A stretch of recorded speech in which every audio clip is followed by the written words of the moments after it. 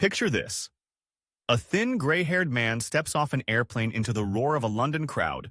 In his hand, a flimsy sheet of paper. On it, the signature of a dictator. He raises it like a trophy and smiles, exhausted, almost incredulous, as thousands scream and wave their hats. Cameras flash, church bells ring. People climb lampposts and cry with relief.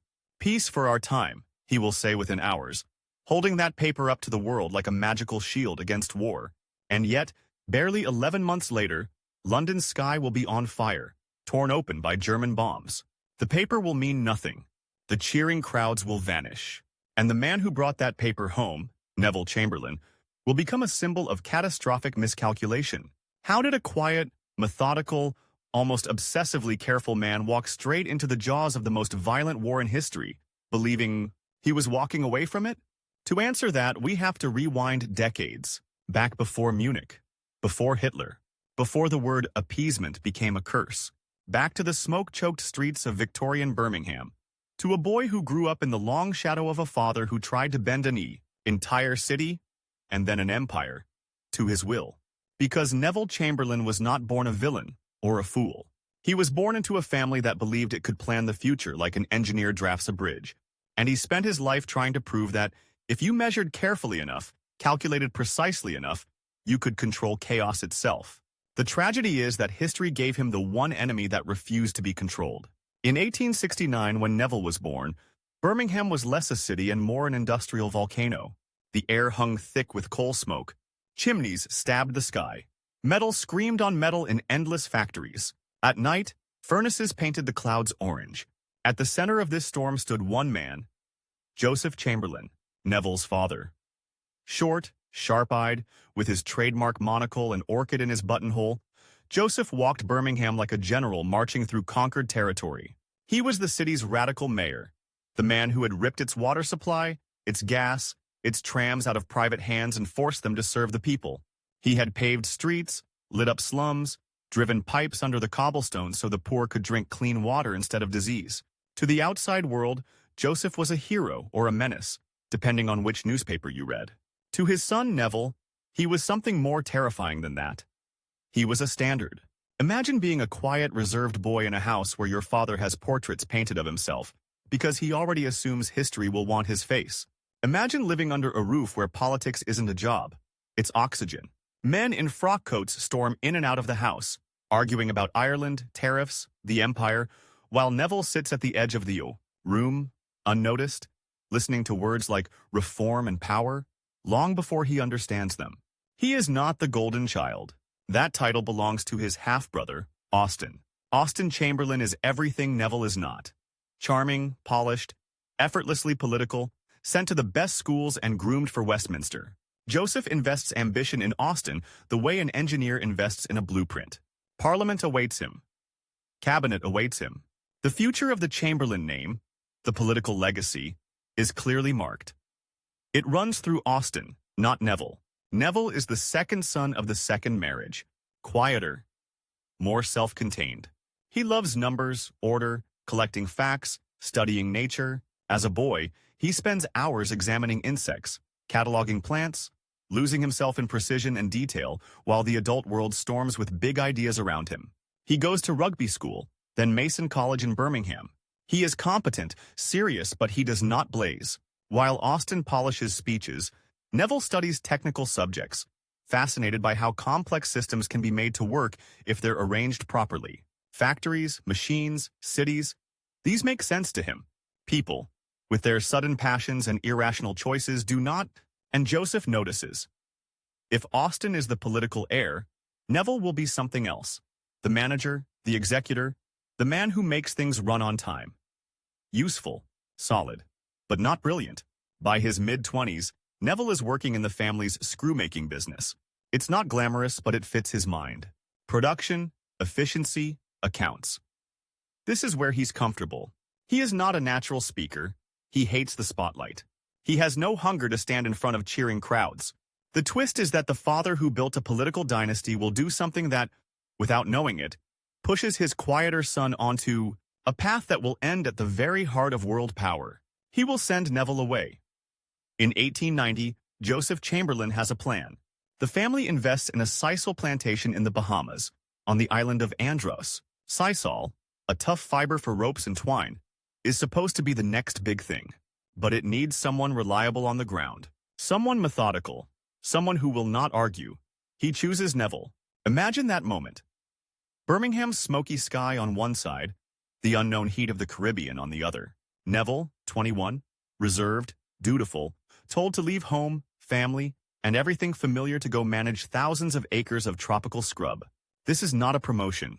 It's an exile disguised as an opportunity. While Austen is being groomed for the House of Commons, Neville boards a ship and disappears into the Atlantic haze. The Bahamas are the opposite of Birmingham. Where Birmingham is crowded, Andros is empty. Swamps, mangroves, insects, relentless heat. The plantation is a logistical nightmare.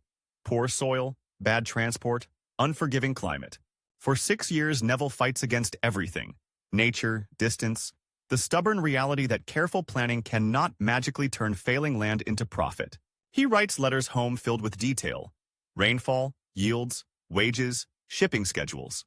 You can feel his mind trying to control the uncontrollable, to measure his way out of failure. But sometimes, buried between the rows of numbers, there is a note of loneliness, a sense that he has been set a test no one expects him to pass. And while Neville sweats in the Bahamian sun, something else is happening thousands of miles away. In London newspapers, another young man's name starts appearing, again and again. Winston Churchill. Churchill charges through stories like a bullet. Cavalry charges at Omdurman. Cigars. Daring escapes from Boer prisons. His speeches crackle. His face, not Neville's, is the one that begins to flicker in the imagination of the British public. Imagine the crosscut, if you could film it.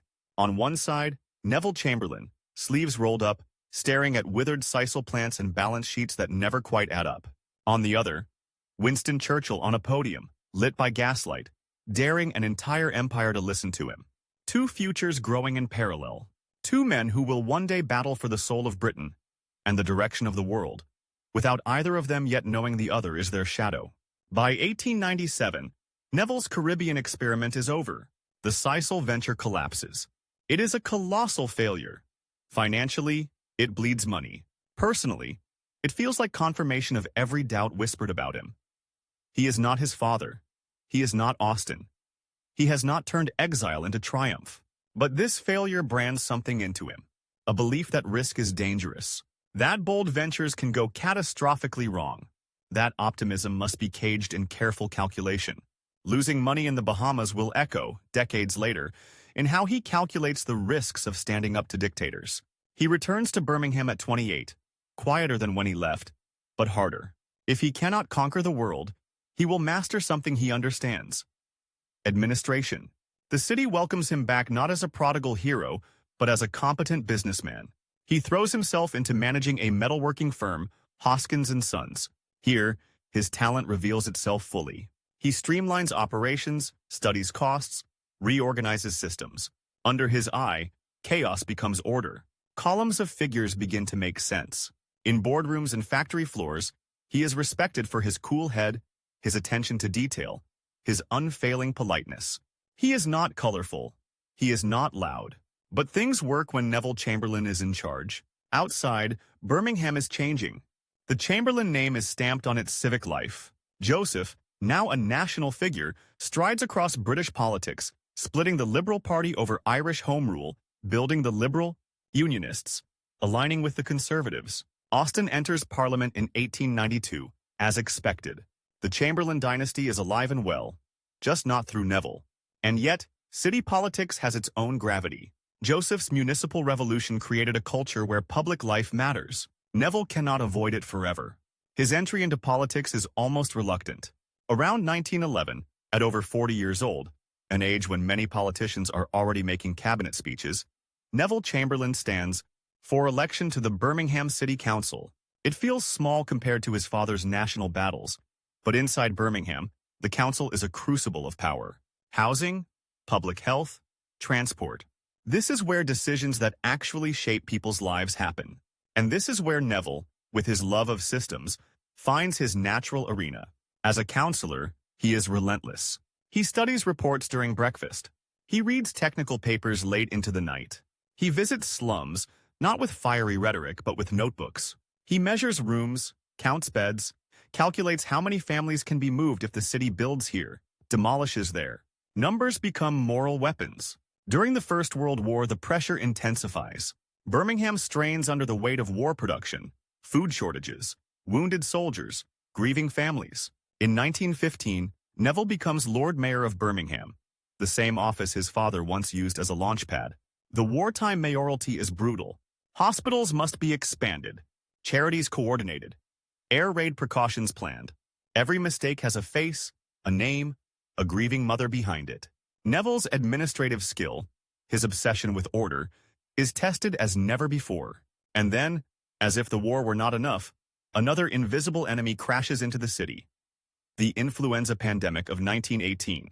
Men who survived the trenches begin dying in their beds, drowning in their own lungs. Streets that once echoed with factory whistles now echo with the rumble of funeral carts. In this chaos, Neville's calm can look almost inhuman. He presses for better housing, for pensions, for municipal services that protect the poor. His reforms are not dramatic. They do not make headlines in London. But in the back-to-back terraces of Birmingham, they mean the difference between sickness and health, between despair and stability.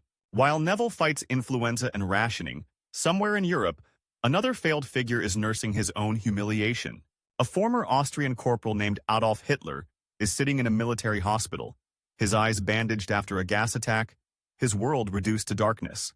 He will emerge from that war furious, obsessed with revenge. The clock that will one day pit Chamberlain and Hitler against each other has already started. And in Westminster, Winston Churchill, now a seasoned politician, bruised by the Gallipoli disaster, is learning his own brutal lessons about war, responsibility, and public opinion. He is loud, controversial, hard to ignore. Neville, by contrast, is still a provincial figure, buried in municipal paperwork.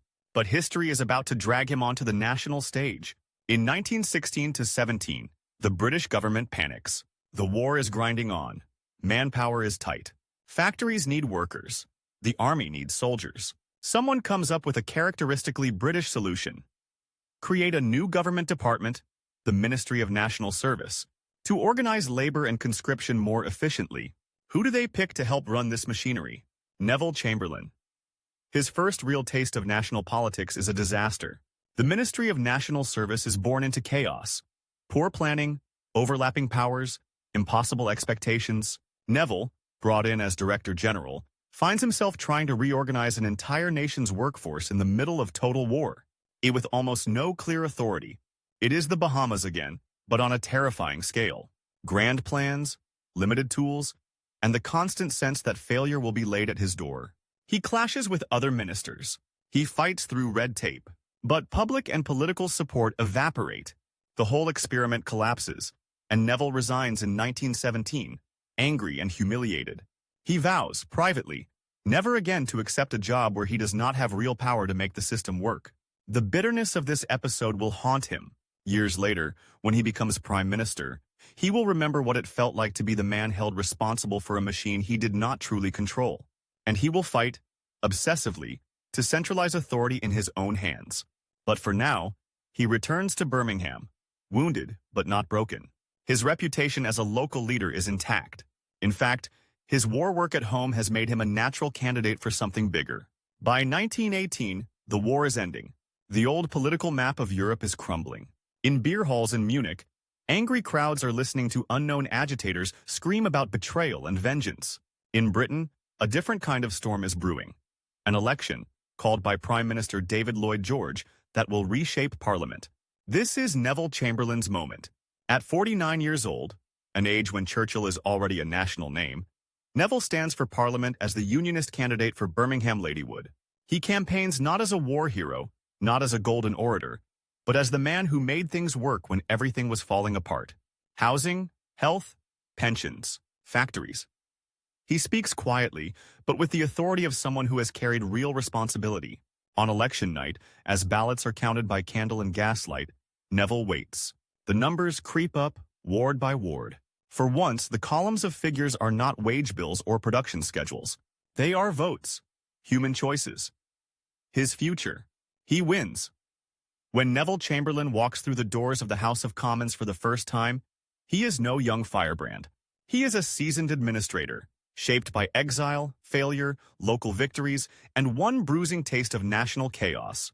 He has no idea that, in the benches around him, sit men who will become his bitter opponents, his reluctant allies, and his eventual replacement. He also has no idea how little time he truly has. From this moment, from that first step onto the green benches beneath the carved chamber ceiling, the clock starts ticking.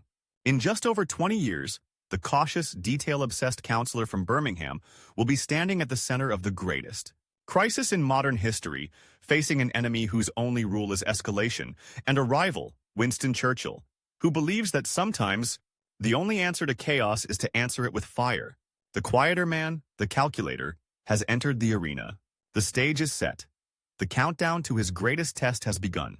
He walks into the House of Commons with a notebook in his pocket and a quiet certainty in his step, believing he has finally reached a place that makes sense. A bigger, grander version of the council chamber in Birmingham. Just another machine that a careful man can learn to control. He has no idea that this room will eat prime ministers alive, or that from this day, an invisible clock has started for him. 22 years until his death, less than 3, as Britain's leader. And an enemy who is already racing him, factory by factory, gun by gun. Neville Chamberlain takes his seat on the green benches and looks around. The air smells of tobacco and damp wool. Voices bounce off carved stone. On one side, rows of men in dark suits murmur and shuffle papers. On the other, their enemies, almost close enough to touch. This is not Birmingham. This is a gladiatorial arena disguised as a library. At first, no one much cares about the new member for Birmingham Ladywood. He is nearly 50, middle-aged where others are young and hungry. He does not boom when he speaks. He barely speaks at all. He sits, listens, makes notes, studies the way things actually move beneath the rituals and the noise. And, in a small but telling detail, he does something that will define his style for the rest of his life. He builds a map. Neville begins to catalog people the way he once cataloged plant species in the Bahamas and housing statistics in Birmingham. Who is reliable? Who is vain? Who can be nudged? Who must be flattered? Who crumbles when you hit them with precise numbers they can't argue with? While others chase headlines, he is quietly building a network. In those early years, there is no sign that this reserved man will one day hold up the fate of Europe in his hands. The star names belong to others. David Lloyd George, still intoxicating and infuriating. Bonar Law, the grim, unknown prime minister. Stanley Baldwin, with his soft voice and pipe, somewhere on the fringes, pushing, quarrelsome, impossible to ignore, Winston Churchill. Churchill is already everything Neville is not. Theatrical, quotable, a man who makes the press gallery lean forward. He has been First Lord of the Admiralty, has waged and lost the Gallipoli campaign, has known both triumph and disgrace.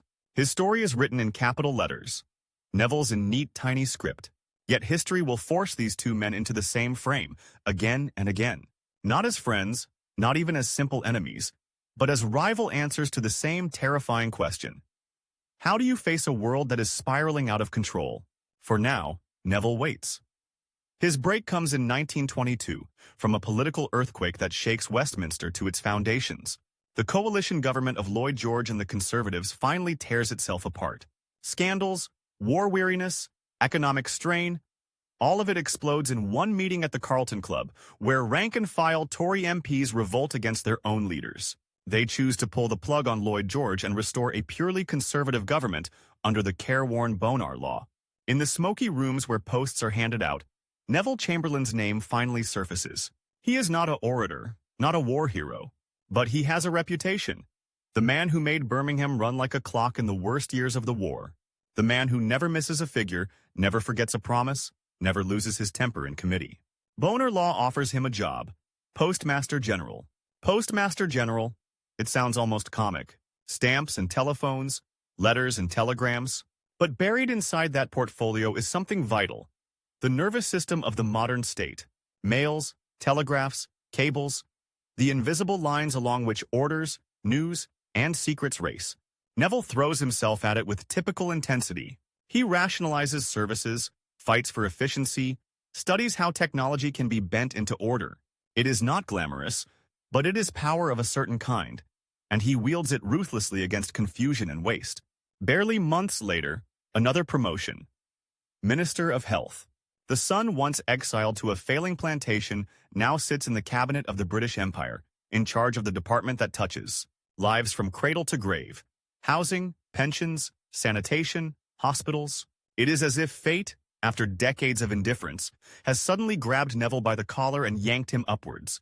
He begins to craft legislation like an engineer designs infrastructure, acts to clear slums, build new homes, reorganize local health services. Parliamentary debates that to others are abstract policy become, in his mind, tables of bricks and mortar, pipes and drains, budgets and deadlines. And then, just as he is climbing, the floor vanishes. In December 1923, the new Prime Minister, Stanley Baldwin, gambles on an election over the issue of tariffs and loses. The Conservatives remain the largest party, but not by enough. For the first time in history, a Labour government takes office under Ramsay MacDonald. In Birmingham Ladywood, where poverty bites hard, many voters turn away from the Conservatives. When the ballots are counted, Neville Chamberlain, newly minted cabinet minister, son of a political dynasty, loses his seat. Imagine that night. After decades of quiet work, after finally reaching the room where his father once stood, he is pushed out of the building altogether. No green bench, no ministerial desk, just silence. There is a twist here that history books often skip over. At almost exactly the same time, Winston Churchill is also out of Parliament. Having lost his seat in 1922, two men, future enemies and reluctant partners, both in political exile, both nursing grievances and plans. Neville's fall is brief but bitter. He is 54. In another life, this might have been the end of his story. A footnote. Briefly served in cabinet before losing his seat. Yes, son. But the Conservative Party in Birmingham is loyal to its own. A safer constituency is found. Birmingham Edgbaston, wealthier, more solidly Tory. At the 1924 election, as the Labour experiment falters and Baldwin returns to power, Neville rides back into Parliament, back into office, back into the health ministry. This time with a vengeance. Now, he is not content simply to administer. He wants to leave his mark on the map of Britain. Between 1924 and 1929, as Minister of Health, Neville Chamberlain becomes a quiet revolutionary. He pushes through housing acts that pour money into building homes for working-class families. Whole estates rise on the edges of cities. Red brick semis, gardens, indoor toilets, light and air where there had been darkness and damp. Statistics tell one story. Hundreds of thousands of houses built, millions of people rehoused. But the emotional reality is sharper. Children who no longer sleep 3 to a bed. Mothers who can draw clean water from a tap instead of a pump in a filthy yard. Old men who, for the first time, have a pension that means they will not die in the workhouse. Chamberlain does all this with the same tools that will later define his foreign policy. Compromise, deadlines, money as leverage. He offers subsidies to private builders, but only for a limited time, forcing them to move fast. He negotiates with local councils, praises the compliant, wears down the stubborn. His colleagues start to notice something worrying and impressive. Neville doesn't just pass laws, he gets things done. He reads every line of a bill, every clause of a report. Civil servants learn to arrive at meetings armed with precise answers because he will find the hole in any argument. And under that courteous, almost colorless exterior, there is steel. He does not forget slights. He does not forgive obstruction. He keeps lists, mental, sometimes actual, of who supported him and who opposed him. In cabinet, he begins to fight not just for policy, but for control. While he builds new suburbs in England, the world outside is cracking. In Italy, Benito Mussolini is turning black-shirted violence into a new kind of dictatorship. In Germany, a fringe party of resentful nationalists gathers around a man whose name most British politicians still cannot pronounce properly. Hitler. In 1929, the global economy tips into the void. The Wall Street crash sends shockwaves across the Atlantic. In Britain, factories slow, orders vanish, men line up at labor exchanges clutching battered caps. The election that year sweeps Baldwin's Conservatives from power. Labor returns, older and more cautious, under Ramsay MacDonald. Neville moves into opposition, but he does not fade. If anything, the years out of office sharpen him. He studies economics with the same obsessive focus he once gave to municipal budgets. He watches as unemployment climbs and political certainties collapse. By 1931, the crisis is acute. The pound is under attack. Banks tremble. Rumors spread of bankruptcy, of revolution. MacDonald, battered and desperate, forms a national government, a coalition of labor, conservatives, and liberals to save the state from financial ruin. This is Neville Chamberlain's second great ascent. In the new cabinet, he is offered the job that will make him one of the most powerful men in Britain, Chancellor of the Exchequer. Imagine the weight of that moment. The iron chests of the Treasury, the ledgers that track the lifeblood of the empire. Every salary, every battleship, every pension, every bomb. The Chancellor is the man who decides what can be afforded and what cannot. Neville walks into the Treasury a man perfectly suited for its cold arithmetic. Here, at last, everything is numbers. He looks at the figures and they are terrifying. Debt, deficit, a plunging currency. He concludes, as many do at the time, that the only way to save Britain is through pain. Spending must be slashed, wages cut, unemployment benefits reduced. It is brutal, and he knows it. He signs the orders anyway. Outside, in the coal fields and docklands, hatred burns. Marches of the unemployed snake through city streets. Men and women carry banners that spit the Chancellor's name like a curse. Children go to bed hungry, while in Whitehall, officials congratulate themselves on stabilizing the pound. This is one of the contradictions at the heart of Neville Chamberlain. He is not cruel. He does not wish suffering on anyone, but he believes, with a kind of hard, almost Calvinist conviction, that discipline and sacrifice now will prevent far worse catastrophe later. It is a belief that will echo horribly in his later quest to buy peace with concessions. As Chancellor, he also acquires something besides power: enemies. In Parliament, a voice begins to stand out against the cautious orthodoxy of the national government. Winston Churchill, back in the House since 1924 but politically isolated, starts to hammer away at one theme: rearmament. Germany, Churchill warns in speech after speech, is not just recovering, it is rearming on a terrifying scale. Hitler, now Chancellor since 1933, is pouring money into tanks, planes, guns. German factories glow red into the night, not with the light of peace but of preparation for war. Churchill brandishes numbers of his own: the growing Luftwaffe, the swelling Wehrmacht. He paints vivid pictures of British cities undefended under bombing raids that would make the slaughter of the trenches look almost orderly. Neville listens. And he does something dangerously human. He filters Churchill's warnings through his own experience. To Neville, Churchill is a man of disasters, Gallipoli, impulsive, reckless, forever charging at windmills. An adventurer, not an accountant. If Churchill is demanding something, Neville's instinct is to distrust it. And yet, the numbers from Germany cannot be entirely ignored.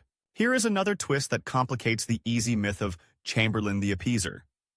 As Chancellor, he does begin to rearm Britain. Quietly, cautiously, always with an eye on the books, he authorizes increased spending on the Royal Air Force. He supports the development of radar stations along the coast, a chain of invisible eyes that will one day help save Britain. But from Neville's perspective, rearmament is not preparation for war. It is a bargaining chip to avoid it. Build just enough strength, he thinks, to convince potential enemies that war will be too costly. Use that strength at the conference table, not the battlefield. It is a race against time conducted in ledgers and steel. How many planes can be built before the next crisis? How many anti-aircraft guns before the next German move? Every budget is a bet that diplomacy will hold long enough for the numbers to catch up. Inside the Conservative Party, Neville's stature swells. He is efficient, decisive, the man who makes the machine run. Backbenchers trust him because he looks like them. A solid, middle-class businessman, not a peacock strutting for the cameras. He begins to chair party committees, to decide which candidates get safe seats, to shape manifestos. He is no longer merely a minister. He is a kingmaker in waiting. The rivalry with Churchill deepens, even when they are not directly confronting each other. Churchill rails against self-government for India, seeing it as a betrayal of empire. Neville, thinking in decades and balances, supports a cautious reform to preserve stability. To Churchill, this is more weakness. To Neville, Churchill is becoming a dangerous anachronism. Then, in 1935, the political landscape shifts again. The national government fights another election, this time under Baldwin's calm leadership. Neville stays at the Treasury, the anchor of the administration. The Conservatives win heavily. It looks, on paper, like a vote for stability, for caution. for exactly the kind of politics Neville represents. But outside, the world is tearing at the seams. Mussolini invades Abyssinia. The League of Nations, supposed guardian of peace, proves pitifully toothless. An attempt by Foreign Secretary Samuel Hoare and French leader Pierre Laval to quietly partition Abyssinia and buy Mussolini off leaks, causing public outrage. It smells like betrayal. It smells like appeasement before appeasement has even become a dirty word. Neville watches and learns. One lesson lodges deep. Foreign policy that looks like secretive deal-making can destroy a government overnight. If you are going to make bargains with dictators, you must do it in a way that your own people will accept, or never find out about. In 1936, a different crisis explodes, not in Europe, but in Buckingham Palace. King Edward VIII insists on marrying Wallis Simpson, an American divorcee. The British establishment, steeped in tradition and terror of scandal, recoils. Baldwin, weary but stubborn, confronts the king. The monarchy teeters on the edge of a constitutional precipice. And there, once again, we find Neville Chamberlain and Winston Churchill on opposite sides. Chamberlain, the institutionalist, backs Baldwin, and the idea that the monarch must bend to the rules. Churchill, romantic and impulsive, throws his weight behind the king, arguing for love over duty. In the House of Commons, when Churchill rises to speak in defense of Edward, he is shouted down by MPs who once cheered him in war. To many conservatives, this is the moment they finally decide.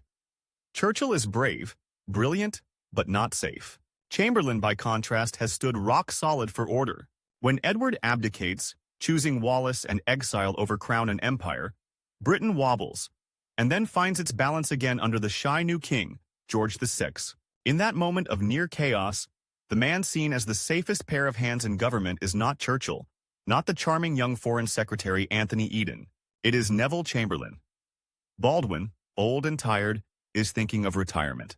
The question hangs in every corridor of Westminster. Who next? Anthony Eden seems the natural successor.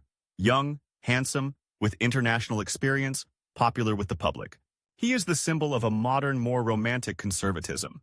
But Eden has alienated the right of the party by resigning over policy toward Mussolini.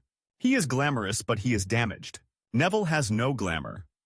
What he has is something, in politics, even more valuable. The machine. For years, he has been placing allies in key positions in the party organization, cultivating backbenchers, listening to grievances, promising selections to candidates, smoothing over local feuds. He is the man regional party chairmen feel they can phone and be heard. When they picture their next leader, many of them see not a glamorous statesman, but a trustworthy accountant. Behind the scenes, a quiet, ruthless campaign takes shape, not with posters or speeches, but with visits, private letters, murmured assurances. When Baldwin goes, Mr. Chamberlain is the man to keep us safe. By 1937, the outcome is almost a formality. On a soft May day, Baldwin walks into Buckingham Palace and offers his resignation. Minutes later, Neville Chamberlain, 68 years old, son of the man who once ruled Birmingham like a city-state, walks up the same steps and is invited by King George VI to form a government.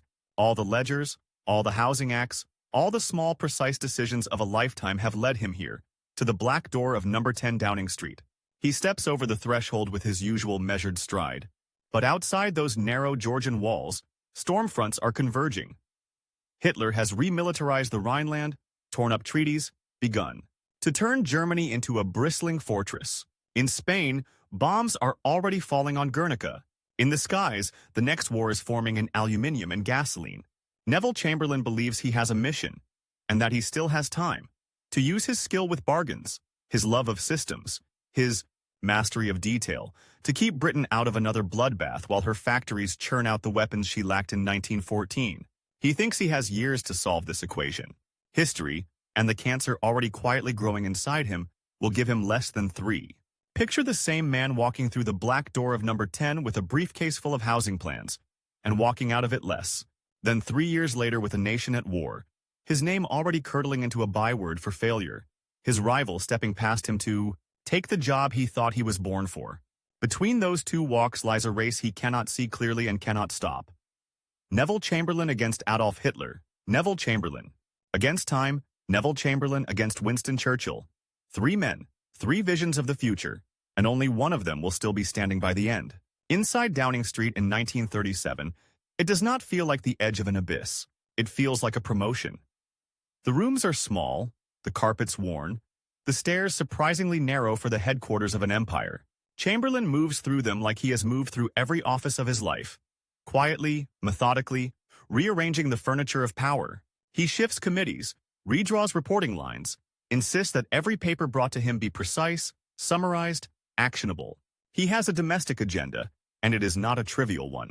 The scars of the Depression are still all over Britain. Slums, unemployment, children with rickets in the back streets of northern towns. Neville wants to finish the work he began at the Ministry of Health, only now on a national scale, with the authority of the Premiership behind him. Factory legislation is tightened to limit working hours and improve safety.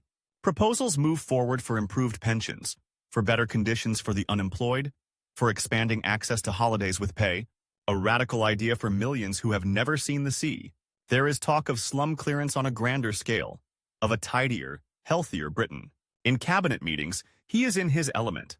He runs them briskly, chairing with a pencil and a stopwatch in his head. He hates digression, despises rhetoric that does not end in a concrete decision. Ministers who wander off topic find themselves cut short with an icy politeness that leaves a mark. Civil servants discover that the Prime Minister would like some further information actually means you missed something, and he noticed. But already, inside the red dispatch boxes on his desk, something darker is piling up. Reports from the Foreign Office, intelligence briefs about German factories running day and night, clippings about Jewish shops smashed in German cities, telegraphed fears from British ambassadors in Prague, in Paris, in Rome. The map of Europe, so carefully redrawn after the First World War, is beginning to tremble. Chamberlain reads them all, and he draws another map. On this map, Germany is not yet a monster to be fought. It is a problem to be managed. He studies Hitler the way he once studied housing statistics, exhaustively, analytically. Here is a man humiliated by defeat, obsessed with overturning Versailles, thrilling his people by promising to tear up unjust borders. So, Neville reasons, give him some of what he wants, the parts that can be spared, in order to lock him down on what really matters. His calculation is cold, almost algebraic. How much territory equals how many years of peace? How many concessions equal how much time for British factories to churn out planes? If he can gain 2, 3, 4 years before any war, Britain might rearm enough to make that war unwinnable for Germany. Or, ideally, unnecessary. There is, however, a man in the backbenches who thinks in very different equations. Winston Churchill sits not far away in the Commons, a heavy shape under the gallery lights, scribbling notes, muttering to colleagues. Neville has kept him out of high office for most of the 1930s, using his influence in the party machine to block his path. Churchill is loud, divisive, inconvenient. He attacks government policy on India, on rearmament, on everything. Neville sees him as a saboteur of unity, a reckless gambler already responsible for one epic catastrophe at Gallipoli. But Hitler, crucially, does not care about the internal arguments of the Conservative Party. In March 1938, the first great shock slams through Europe. German troops roll into Austria. The Anschluss, the union of Germany and Austria, is achieved with barely a shot fired. Crowds in Vienna throw flowers and give the Nazi salute. Overnight, the map Neville has been studying shifts. Germany is larger, richer, closer. Chamberlain is shaken, but not yet disabused of his method. Austria, he tells his colleagues, was always half German. Versailles had artificially severed something that history would sooner or later fuse back together. Disturbing, yes, but perhaps not a hill on which Britain should die. Yet while he is still absorbing that blow, another appears on his desk, and this one is far more dangerous. Czechoslovakia. A small, young country, created after the Great War, with a strong army and a modern industry, but a fatal flaw. More than 3 million ethnic Germans living in its Sudeten borderlands. Hitler begins to howl about their oppression, to talk of rescuing them, of tearing up another piece of Versailles. Now the clock begins to tick loudly enough that everyone can hear it. The German army is stronger than it was even a year before. The Luftwaffe is growing. British rearmament is underway but incomplete. The Royal Air Force still cannot match German numbers. The British public is haunted by the 1914 to 1918 slaughter and terrified by the new science of aerial bombing. Newspapers carry sober diagrams showing how many tons of high explosive could fall on London in a single night. Gas masks are issued in their millions. 38 million cardboard boxes piled in cloakrooms and under stairs like a silent prophecy. Neville knows, with a bone-deep certainty, that if Britain goes to war for Czechoslovakia now, she will be going into a fight for which she is not ready. So he decides on a move no British Prime Minister has ever made before. He will go to Hitler himself. The image still startles decades later. A 69-year-old man who has never flown in his life, climbing somewhat awkwardly into a small twin-engined aircraft, his long overcoat flapping in the wind at Heston Aerodrome. No entourage, no great retinue, just a handful of advisors and a battered briefcase. As the plane bumps through cloud toward Germany, the man inside is taking a personal gamble with the fate of Europe. At Berchtesgaden, in Hitler's mountain retreat, the two men face each other across a table. The room smells of cigar smoke and polished wood. Outside, the Alps glow white. Hitler harangues, paces, raises his voice, stabbing the air with his finger. Chamberlain, pale and composed, listens, writes, probes with small, precise questions. He does not like Hitler. He finds him theatrical, unruly, contemptuous of detail. But he thinks he understands the pattern. Give him the Sudetenland under international supervision, Neville reasons, and Hitler will be satisfied. A bad precedent, perhaps, but a price worth paying to avoid what Churchill keeps calling the gathering storm. He flies home believing he has the outlines of a deal. But Hitler is not a Birmingham city councillor who can be persuaded by careful drafting. Within days, German demands harden. At Godesberg, where Chamberlain flies for a second round of talks, Hitler no longer wants just an orderly transfer of territory. He wants to march in, to occupy, to humiliate. In London, preparations for war accelerate. Trenches are dug in Hyde Park. Air raid shelters go up in schoolyards. Families unpack their gas masks and practice breathing through the rubber smell and the claustrophobic eye holes. Neville already has the weight of a country's terror in his inbox. Letters from mothers begging him not to send their sons to another slaughter. Men who still wake screaming from trench nightmares thanking him simply for trying. By September 1938, the crisis has boiled so hot that the world can hear it hiss.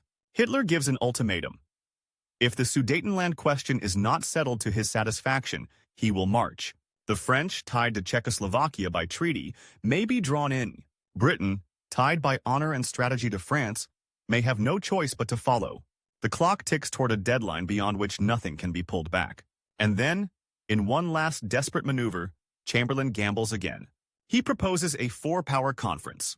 Britain, France, Italy, Germany, sitting down together to redraw the fate of Czechoslovakia without its own representatives in the room.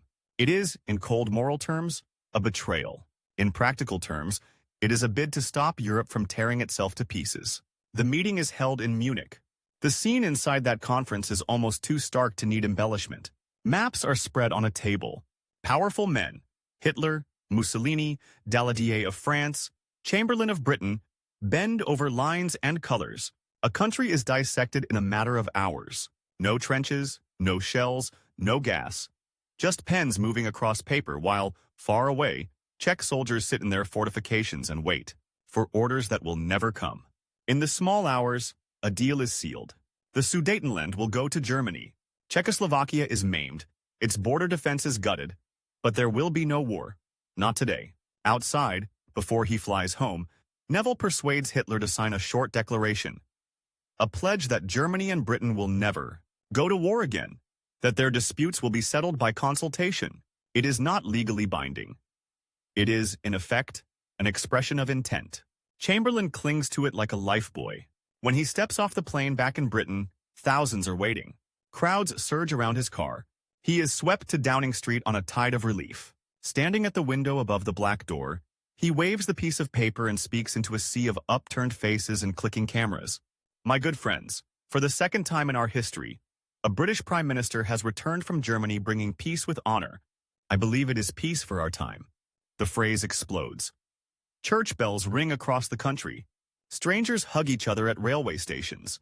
In cities and villages still haunted by the names of Ypres, the Somme, Passchendaele, people cry openly in the street. For one shuddering, intoxicating moment, Neville Chamberlain is not a dry administrator or a grey accountant of empire. He is a savior. Inside the House of Commons, though, as he reports on the Munich Agreement, another voice rises in frost-cold opposition. Winston Churchill calls it a total and unmitigated defeat. He argues that Britain and France have been weighed in the balance and found wanting, that they have abandoned a brave ally and will pay for their cowardice later. Around him, many MPs fidget uncomfortably. The country overwhelmingly backs Neville. But some listen and remember. Here, in October 1938, the rivalry between the two men hardens into something almost mythic. Chamberlain, who believes he has bought time to rearm and preserve peace, and Churchill, who believes that what has been bought is not peace at all, but a more dangerous war. For a few months, it looks as though Neville may be right.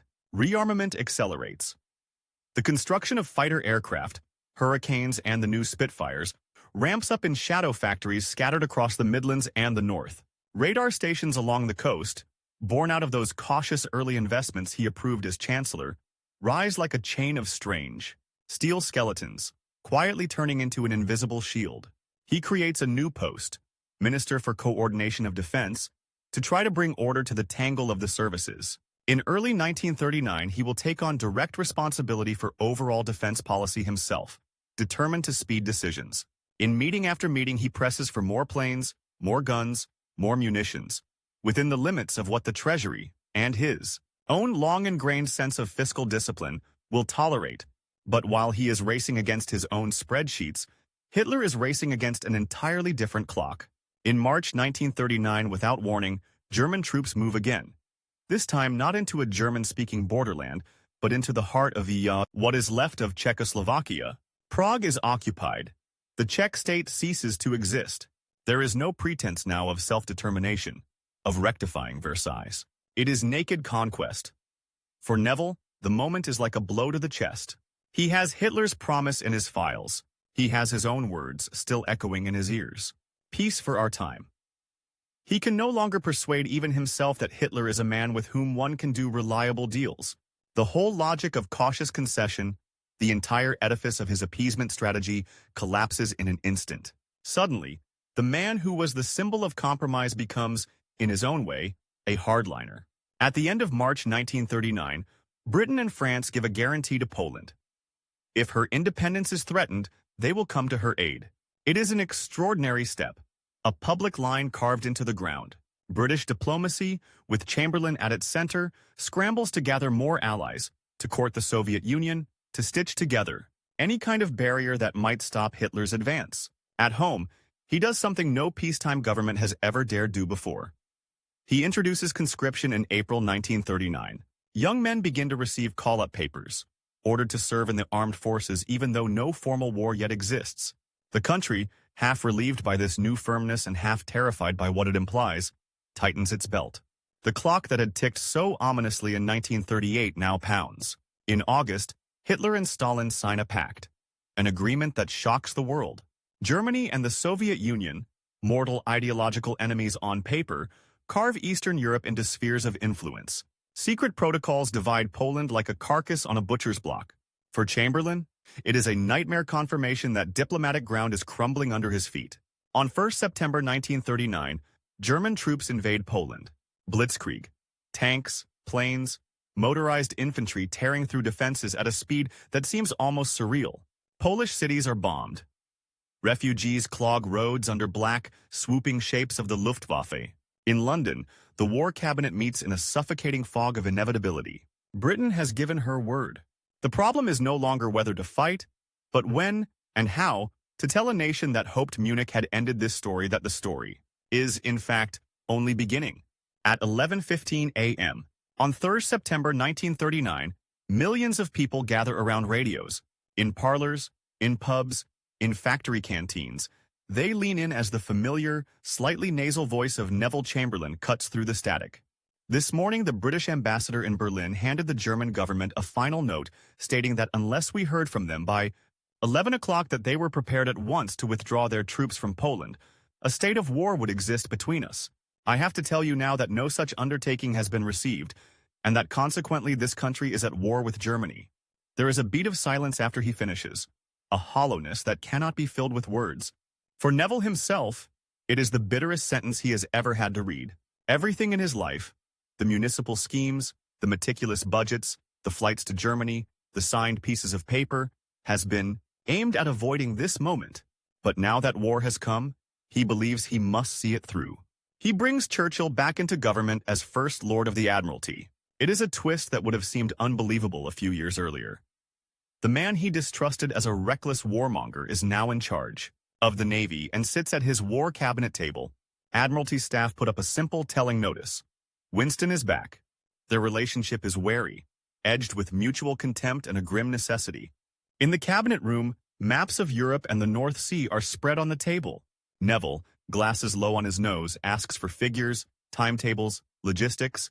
Churchill, cigar jutting, growls for offensive action, for mines and fjords, for raids on enemy shipping. Each man watches the other constantly, measuring, judging, aware that the other represents not just a personal irritation, but a rival vision of how to fight a war.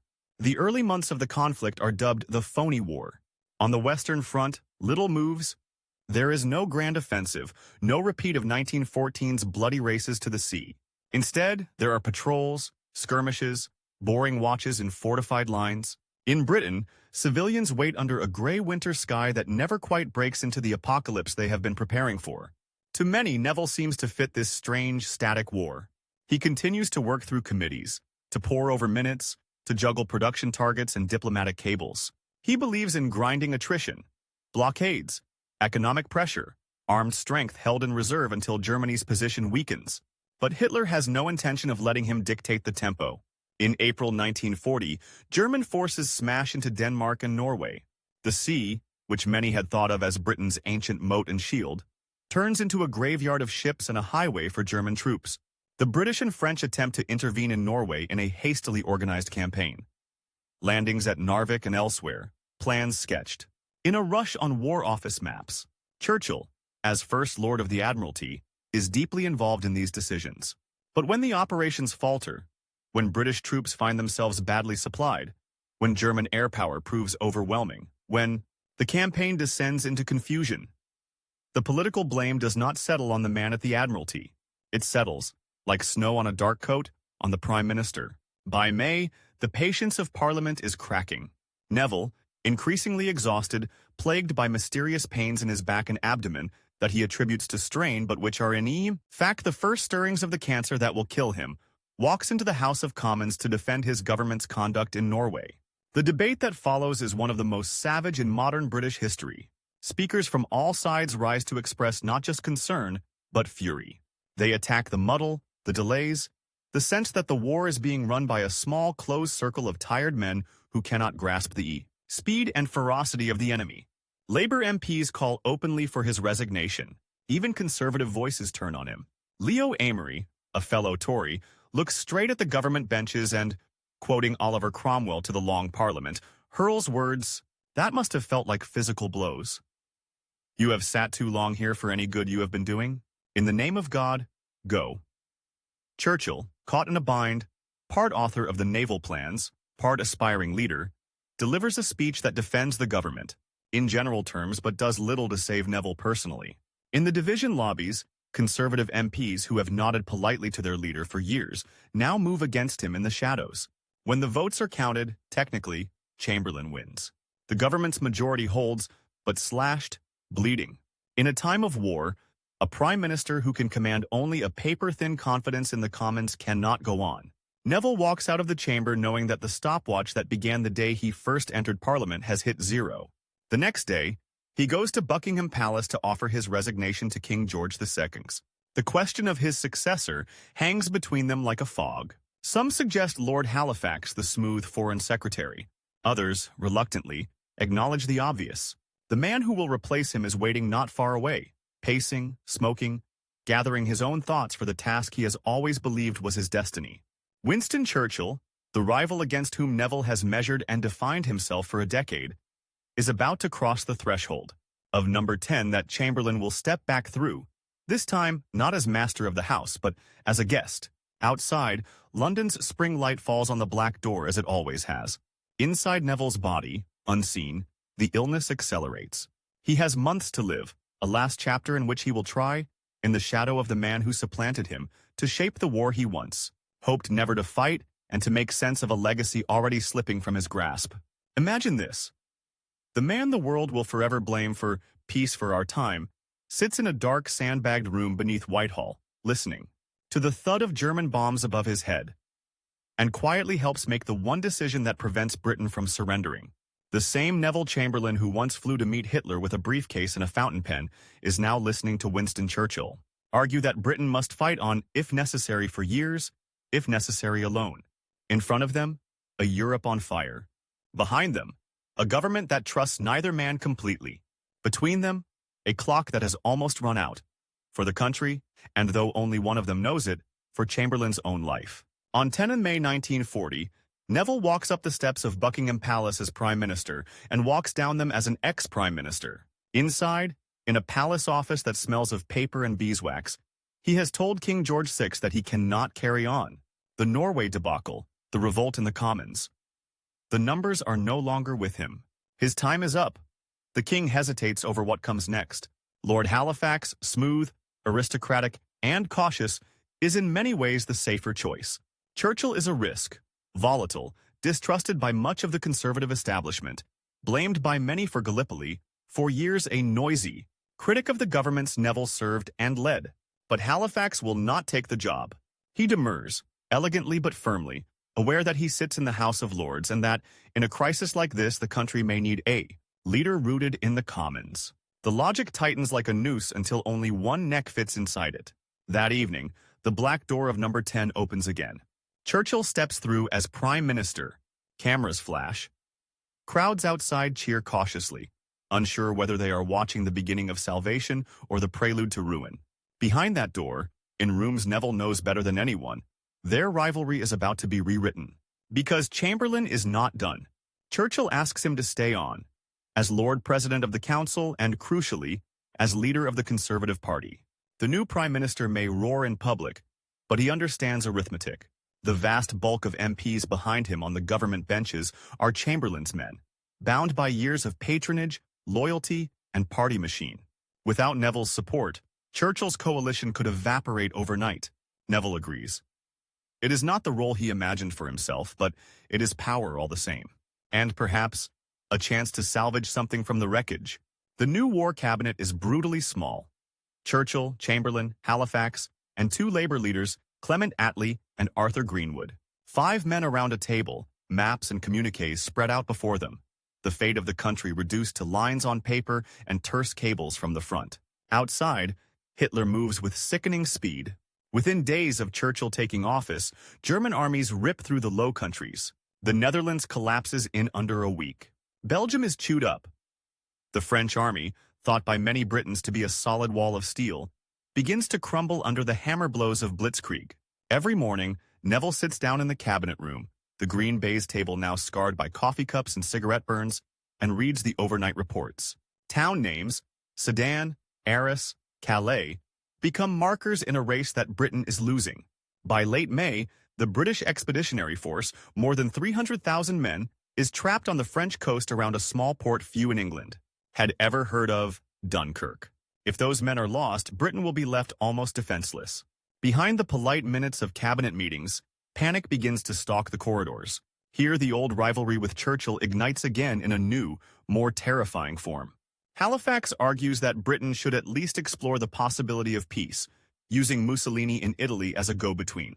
Perhaps, he suggests, Hitler might be satisfied with his gains on the continent and leave the British Empire intact if only London will acknowledge the new realities.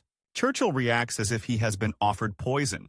Any negotiation now, he insists, would mean terms dictated by a triumphant enemy: disarmament, occupation of bases, the end of Britain as a great power, the end perhaps of British freedom itself. The meetings are brutal. Voices rise. The air in the cabinet room grows thick with tobacco smoke and fear. Halifax pushes again and again. Talks do not mean surrender, merely exploring terms.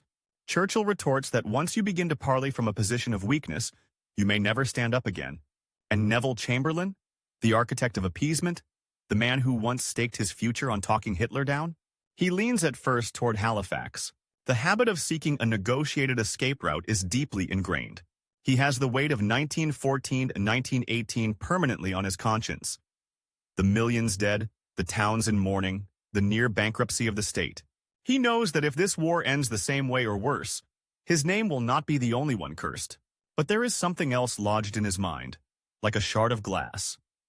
Prague, March 1939. The day Hitler walked into the heart of Czechoslovakia and shattered Neville's belief that the man ever meant to keep his word. He listens to Halifax. He listens to Churchill. He feels the clock ticking in two directions at once. Toward an invasion no one knows how to stop, and toward a political decision that could define the next 100 years. On 28 May 1940, Churchill takes a dangerous step. He broadens the discussion beyond the tight circle of the war cabinet, bringing in several senior ministers from the wider government.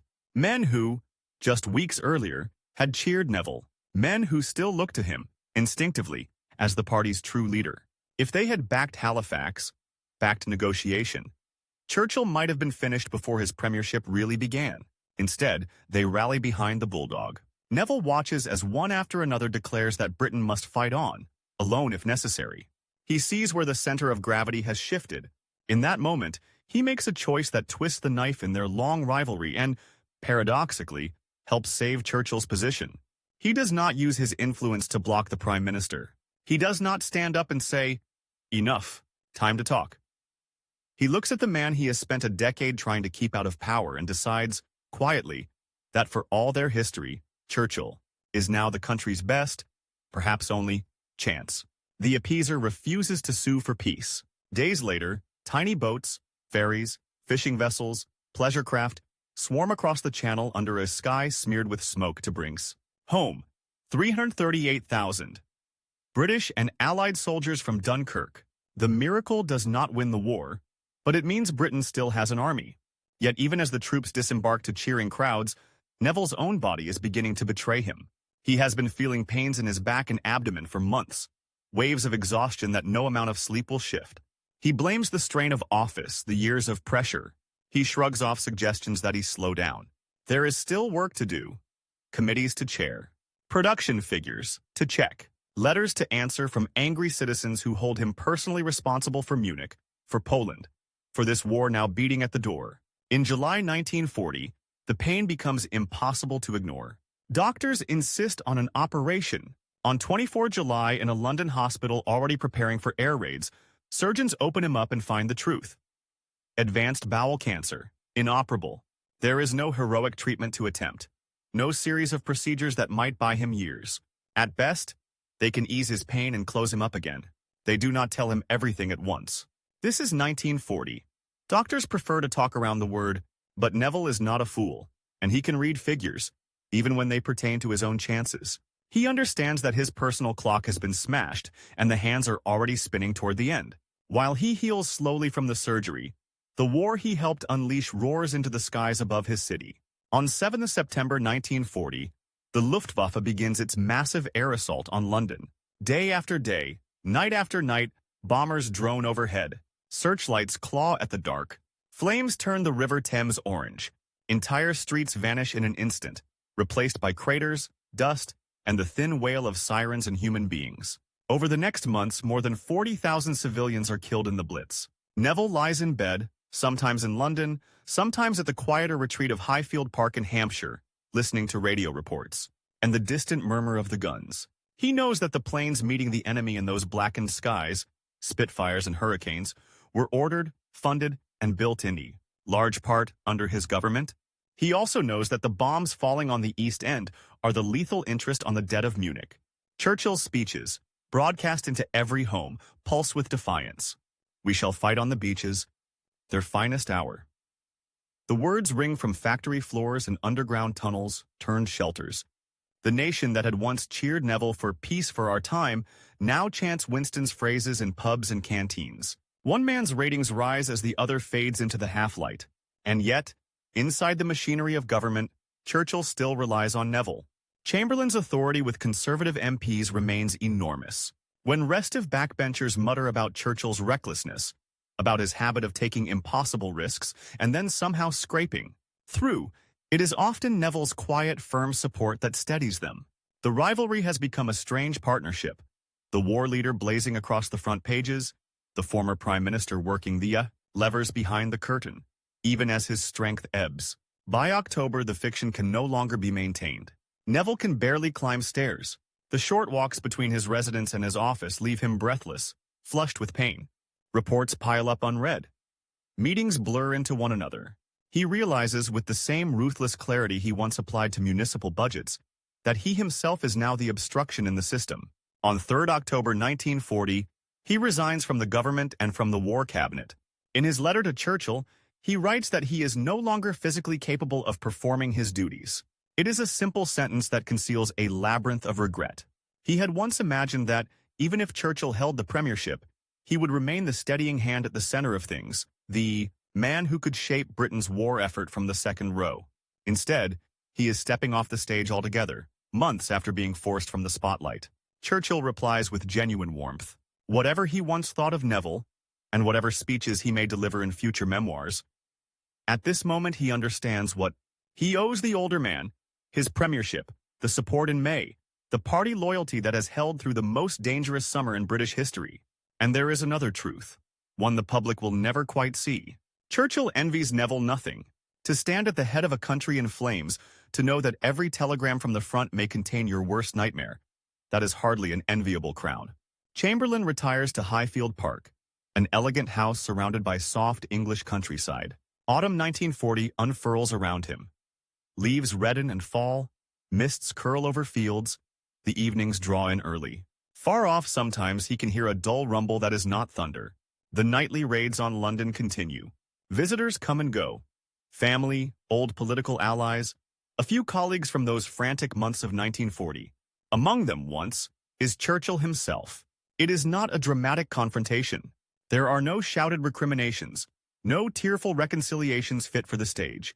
Two tired men talk quietly by a fireplace, the glow picking out the lines in their faces. They speak of the war, of production targets, of the Americans, of the possibility that Hitler might after all be beaten. They do not, so far as anyone knows, dissect Munich.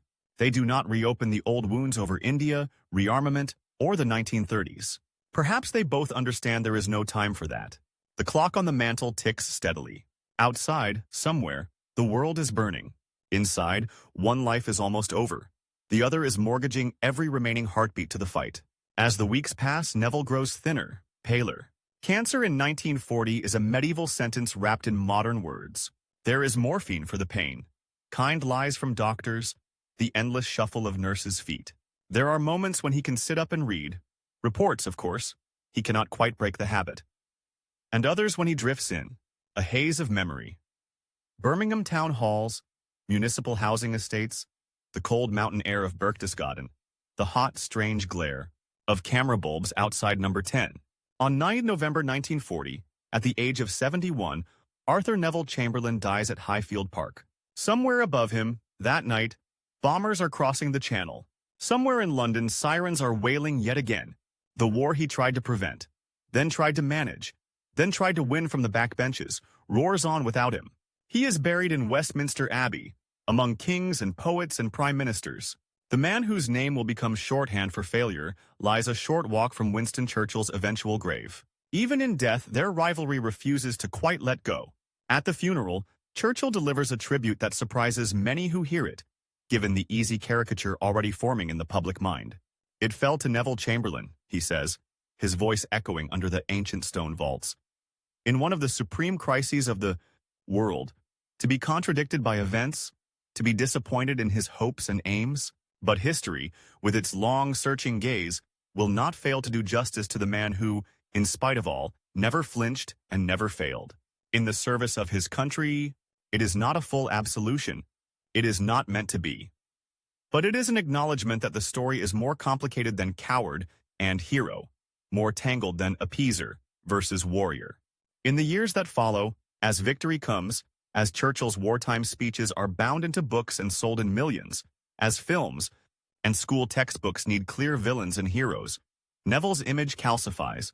He becomes the photograph at Heston, umbrella in hand, stepping from a plane. He becomes the man waving a piece of paper outside number 10. He becomes a lesson taught in one sensory damning phrase, appeasement. Students are told, this is what happens when you trust a dictator. This is what weakness looks like. This is the man who gave Hitler Czechoslovakia, who believed in peace for our time, and delivered the greatest war in history. For decades, that is the verdict. And yet, as archives open, as historians dig, as people live long enough to remember the complexities of the 1930s rather than just the slogans, another picture begins to emerge, faint but insistent. They notice that the rearmament programs which filled the skies with Spitfires and Hurricanes in 1940 began under Chamberlain, often against the skepticism of his own colleagues. They note that the radar chain, that invisible wall that gave Fighter Command crucial minutes to scramble, was funded and built while he was Chancellor and then Prime Minister. They run the numbers and see that in 1938, British air strength was far weaker than German. They calculate that the year between Munich and the fall of Prague saw a surge in British production. They argue that the time he bought at such a terrible moral cost helped make survival in 1940 possible. Others push back. Time was bought, yes, but Hitler's appetite grew in the buying. Czechoslovakia's betrayal destroyed faith in British promises in Eastern Europe. Every concession taught the dictator that threats worked. The debate becomes a hall of mirrors. Could he have done more? Sooner? Differently? Was he blind to the true nature of the Nazi regime, or trapped by public opinion, by the trauma of the First World War, by the hardy arithmetic of unready forces? From the grave, Neville Chamberlain finds himself in a new kind of rivalry. Not with Churchill this time, but with his own ghost. Churchill's version of the story, polished in his memoirs, looms large. The lone prophet against the years of folly. The heroic war. Leader cleaning up the mess left by timid men. It is a compelling narrative. It is also, inevitably, self-serving. Neville's defenders cannot match Churchill's prose, but they point to the man behind the caricature, the relentless worker, the municipal reformer who improved housing and health long before Hitler was a name in British newspapers. The Prime Minister who, when all his calculations collapsed, finally drew a line in Poland and refused to seek terms even when invasion seemed certain. What remains undeniable is this. Chamberlain spent his life trying to control time. As a city councillor, he tried to pull the future forward, building homes and hospitals so disease and poverty would not keep repeating the past. As Chancellor and Prime Minister, he tried to buy years with money and concessions, to stretch the narrow window before the next war, until it might not open at all. In his last months, racked with pain, he tried to cram as much service as possible into the few weeks the disease left him. In the end, time beat him.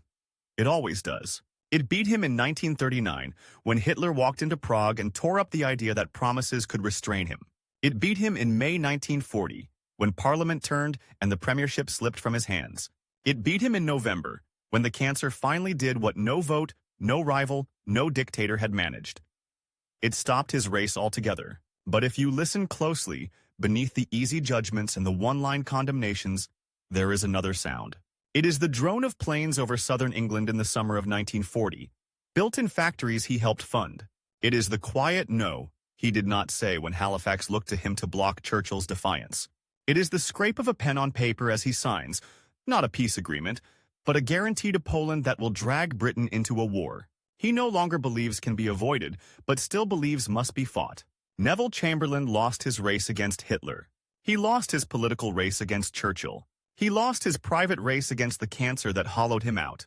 And yet, in losing, he helped shape the world that came after. Not as the hero he once imagined he might be, but as the tragic, complicated, indispensable cautionary figure history still cannot stop arguing about. The man with the umbrella remains on the tarmac, eternally stepping off that plane, eternally raising that piece of paper. What we choose to see in the moment after he lands, cowardice, calculation, desperation, duty, says as much about us and our fears as it does about him.